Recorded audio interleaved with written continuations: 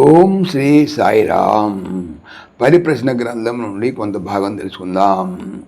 Hislop అధ్యయన మండలి అనగా ఏమిటి? సాయి: అది గ్రంథ పఠనము మాత్రమే కాదు.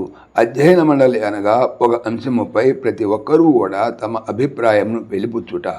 అది ఒక చర్చా వేదిక.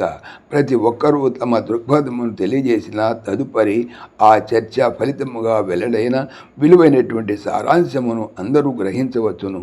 గ్రంథ పఠనము చేసిన శంకకు తావుండును, కానీ చర్చలో సందేహములు తీరును. ఒక అంశమును తీసుకొని దానిని అన్ని కోణములలో పరిశీలించడం జరుగును. ఒక వజ్రమునకు అనేక ముఖములు ఉండవచ్చును, కానీ మిగిలిన అన్ని ముఖములకు ఉన్నతముగా బలపరుపుగా ఒక ముఖమును. ఆ ముఖము ద్వారా వజ్రము అంతా వీక్షింపవచ్చును. ఆ ఉన్నతమైనటువంటి ముఖమును కనుగొంటయే అధ్యయన మండలి ఉద్దేశము. స్వామి ప్రబోధములను కానీ ఇతర శాస్త్ర విషయములను కానీ చర్చించవచ్చును. ఒక అంశమును తీసుకొని దానిపై ప్రతి ఒక్కరూ కూడా యోచించి చర్చించి చివరకు సందేహ నివృత్తి గావించుకొనవలను. ఒక వ్యక్తి స్వాధ్యాయము చేసిన ఒక అర్థమై స్ఫురించును. అన్ని దృక్పథములను పరిశీలించిన అన్ని అపార్థములు తొలగిపోయి అధ్యయన మండలిలో పాల్గొన్న వారందరిలో కూడా కొంత విశ్వాసము కలుగును. అట్లు జరగదేమో అని సందేహించవలసిన పని లేదు.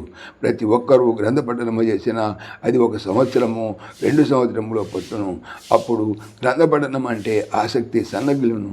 సత్యసాయి కేంద్రములు ఈ విధముగా అధ్యయన మండలను ఏర్పాటు చేసిన సభ్యులు కాలం ఎట్లా గడిచినదో కూడా గమనింపరు. ప్రతి ఒక్కరూ అత్యంత ఆసక్తితో విని తమ అభిప్రాయమును వెలిబుచ్చుదురు. బైబిల్, ఖురాన్, గీత, సత్యసాయి సాహిత్యంలోని విషయములను చర్చించవచ్చును. అధ్యయన మండలిలో ప్రతి ఒక్కరికి అవకాశము కల్పించవలను. సాయిరామ్. ఓం శ్రీ సాయిరామ్. ఈ ఛానల్కి సంబంధించినటువంటి పూర్తి సమాచారము డిస్క్రిప్షన్లో చూడవచ్చును.